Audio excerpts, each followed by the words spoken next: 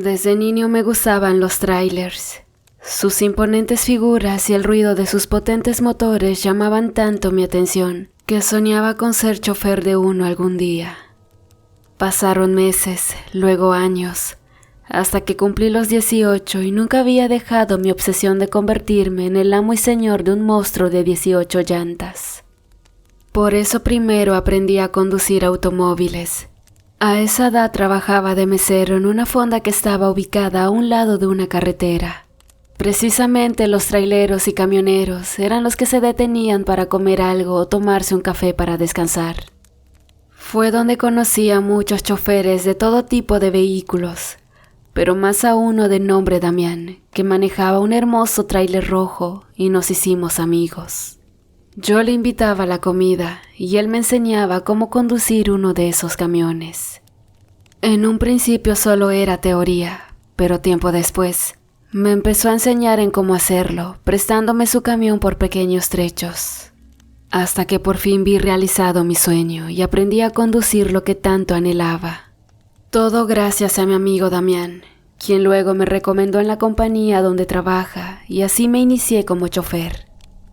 Mis primeros viajes eran cortos por falta de experiencia. Para ese entonces ya tenía 21 años. Era muy joven y me faltaba mucho por aprender del fascinante mundo de los traileros. Sobre todo, por los muchos peligros que abundan en ese pesado trabajo sobre las carreteras. Así anduve en viajes cortos más o menos un año, hasta que por fin me dieron una carga de aguacate. Debía salir de Michoacán a Tijuana. La ruta sería larga, por lo que un día antes me mandaron a descansar para que estuviera fresco a la hora del viaje. Al día siguiente, cuando terminaron de cargar el camión, antes de dar marcha al motor, mi patrón me dijo que tuviera mucho cuidado, porque el camino, al menos en Michoacán, se conformaba de casi pura sierra y había mucho vandalismo en la carretera.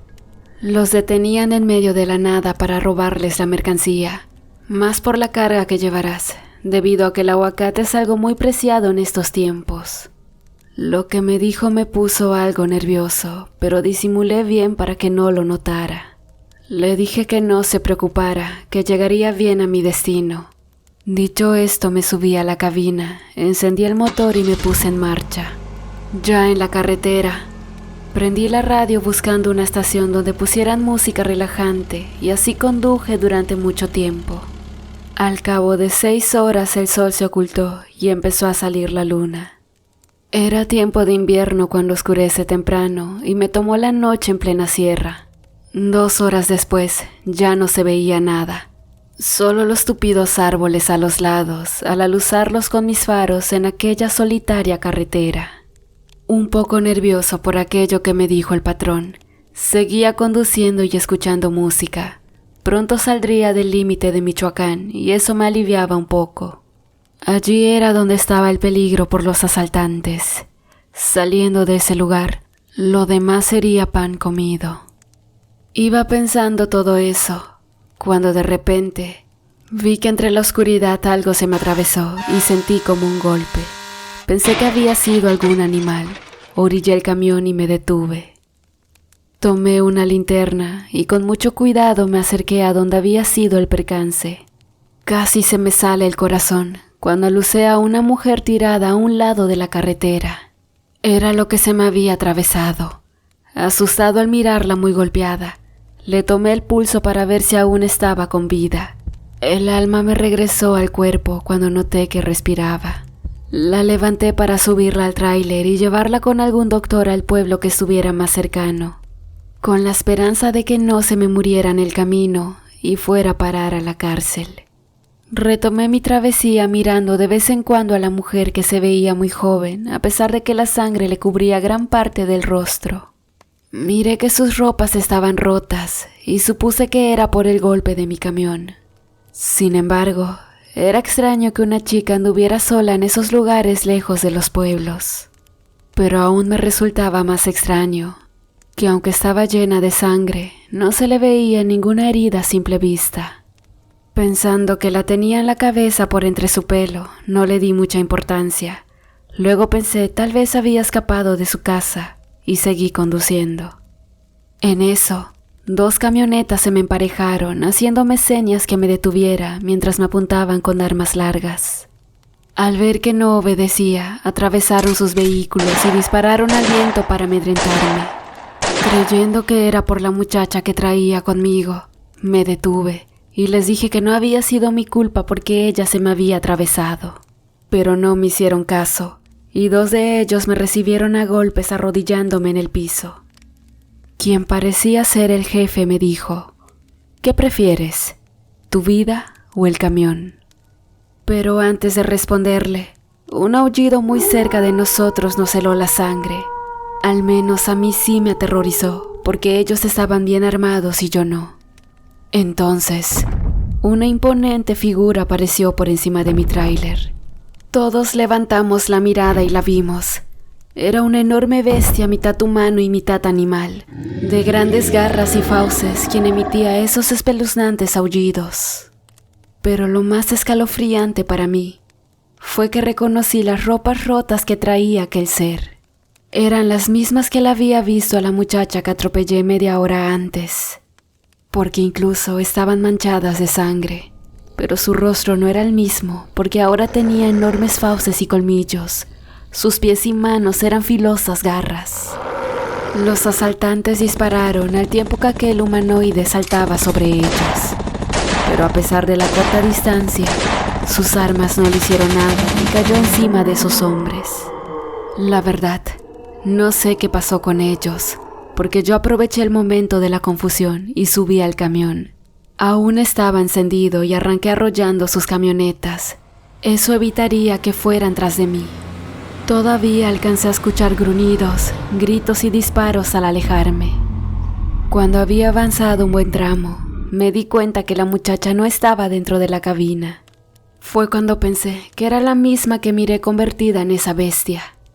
No entendía. Había arrollado a una nahual mujer. No lo podía creer. La verdad, mi corazón estaba al 1000. Necesitaba llegar a un pueblo para tomarme un café frío bien cargado con Coca-Cola para calmar mis nervios.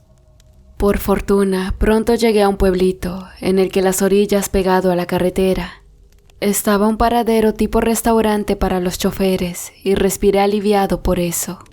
Aunque era de noche, aún estaba abierto. Al bajarme del camión me di media vuelta y quedé de frente con la muchacha que arrollé en la carretera.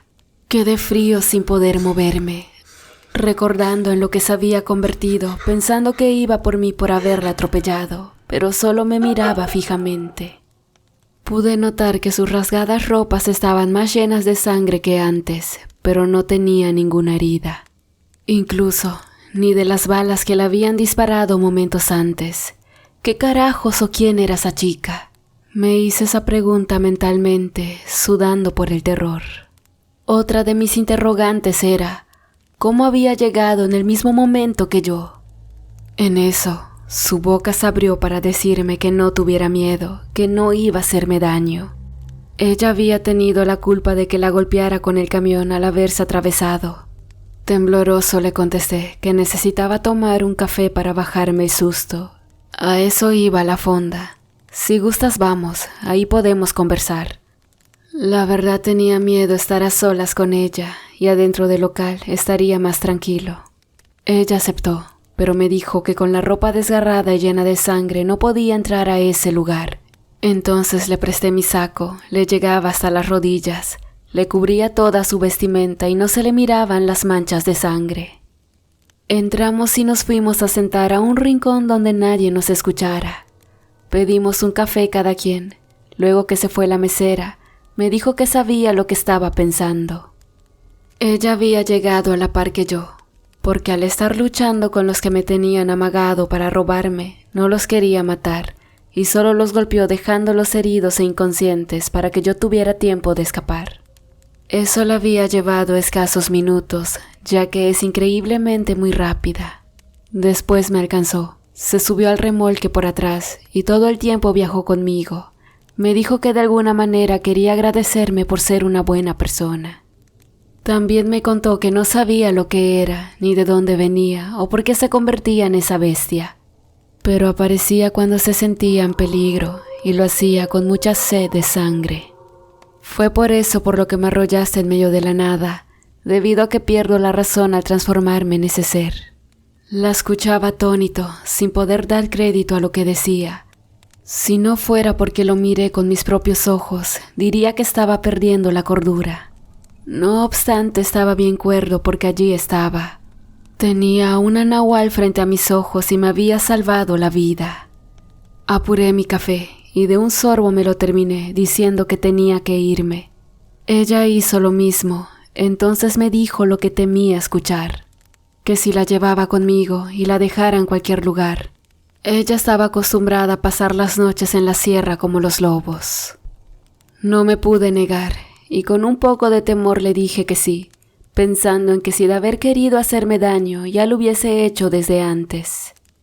Cuando salimos del restaurante que estaba a punto de cerrar, y ya al abordar la cabina, un sujeto me puso una pistola en la cabeza diciéndome que le entregara todo lo que traía, cartera, celular y reloj.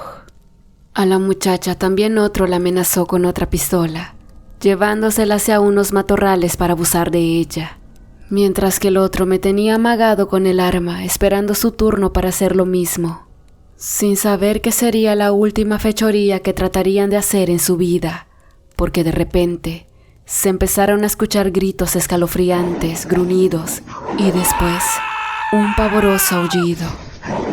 Su compinche corrió hacia los arbustos para ver qué estaba sucediendo con su arma lista. Imagino que pensó sería un coyote quien estaba atacando a su amigo. Yo solo alcancé a ver que de los matorrales salía aquella muchacha convertida en mitad perro, mitad mujer, de más de 2 metros de altura, destrozándolo con garras y fauces. Abordé mi vehículo y salí corriendo de ese lugar, esperando que no me volviera a seguir otra vez. Ni de mi chaqueta me acordé. El resto del camino fue sin novedad y llegué con bien entregando la mercancía. Cuando llegué a la base y les conté todo lo que me había sucedido, solo me creyeron lo del asalto, mas nunca me creyeron lo de la mujer nahual. Sin embargo, ¿cómo se explican que me dejaron ir los asaltantes?